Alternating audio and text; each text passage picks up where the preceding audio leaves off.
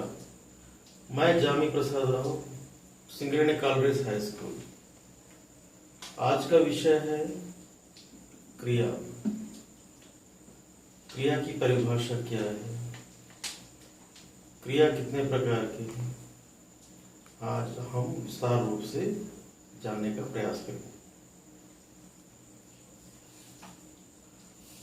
क्रिया क्रिया की परिभाषा जिस पद से किसी कार्य का करना या होना प्रकट हो उसे क्रिया कहते हैं।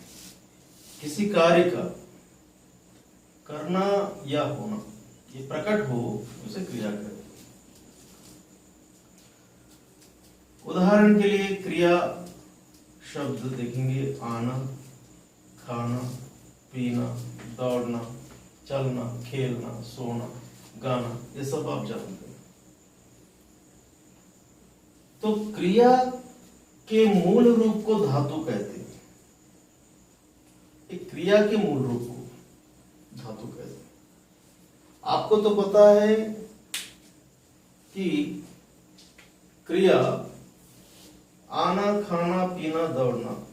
देखिए यहां भी क्रिया का उदाहरण दिया गया है, आना, खाना, पीना, दौड़ना, खेलना, सोना।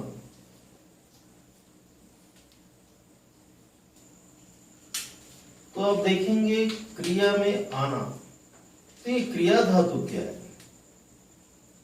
क्रिया और क्रिया धातु में अंतर क्या है।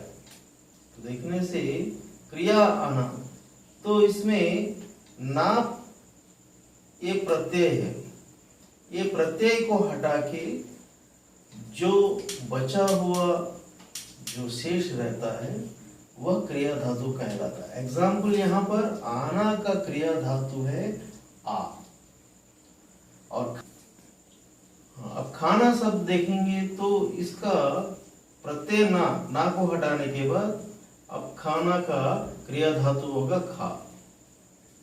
अब पीना का पी, अब दौड़ना का दौड़, और खेलना का खेल, सोना का सो। इस तरह क्रिया धातु को हम उसको निकाल देते हैं। और हम जब किसी वाक्य का जब प्रयोग करते हैं तब हम क्रिया को नहीं, पूरा रूप नहीं लेकर क्रिया धातु को लेकर उस शब्द का रूप परिवर्तन करते जाते हैं। उदाहरण के लिए हम एक वाक्य देखते हैं, रमेश पाठ पढ़ता है। अब ये है क्या है, इसे सहायक क्रिया कहते हैं। सहायक क्रिया कहते हैं, सहायक क्रिया। तो ये है, ये भी क्रिया के साथ साथ चलती है।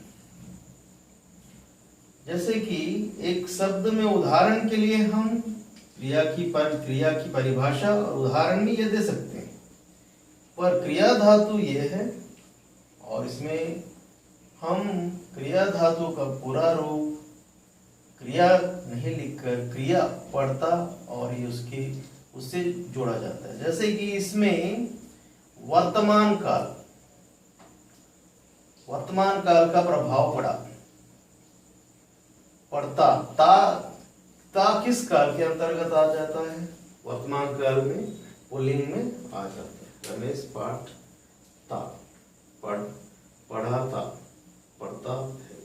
तो यहाँ ता शब्द वर्तमान काल का सूचित कर रहा है। इसी तरह हर वाक्य में काल का प्रभाव अवश्य पड़ता है।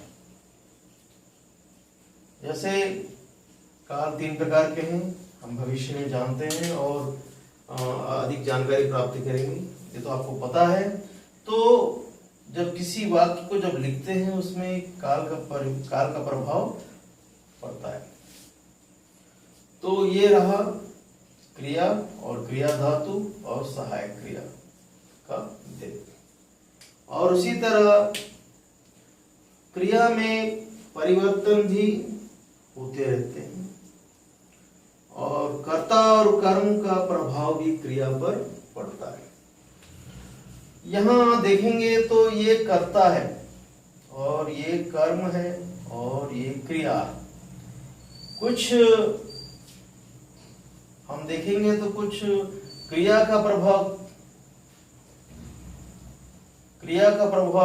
यानी कर्ता के अनुसार होता है, कहीं क्रिया का कर्म का प्रभाव के अनुसार क्रिया का रूपांतरण परिवर्तन होते रहता है। यानी क्रिया पर कर्ता का प्रभाव भी होता है और कर्म का प्रभाव भी होता है।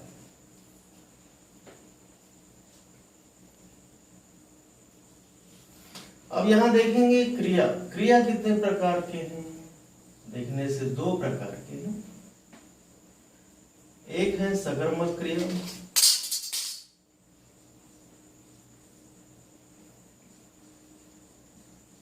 और दूसरा है अकर्मक क्रिया।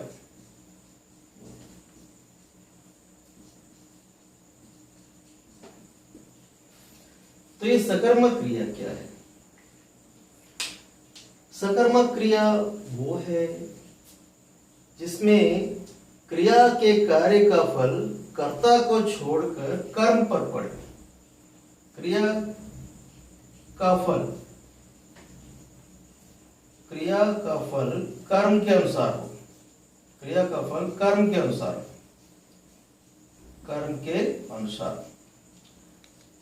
ये सकर्मक क्रिया होती है।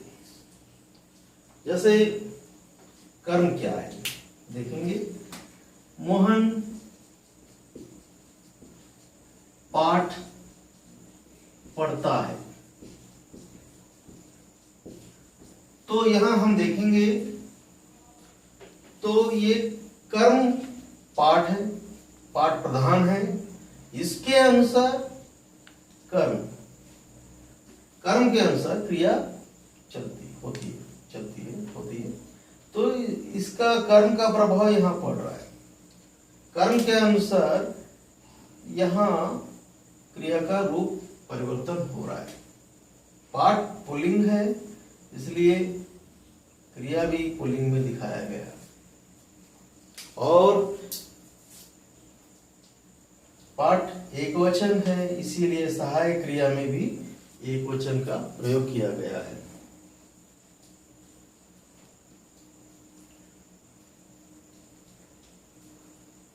यहां देखेंगे अकर्मक क्रिया। यह अकर्मक क्रिया क्या है? क्रिया के कार्य और फल दोनों कर्ता पर पड़े। ये कर्ता के अनुसार होता है क्रिया। जैसे कर्ता देखते हैं, सुरेश सोता है, तो सुरेश सोया है ऐसा। सुरेश चलता है, सुरेश गाता है। तो इसमें सुरेश कर्ता है। कर्ता के अनुसार क्रिया होती है और सुरेश ये पुल्लिंग है इसलिए क्रिया भी पुल्लिंग होगी। और ये एक वचन है इसलिए ये भी एक वचन होगी।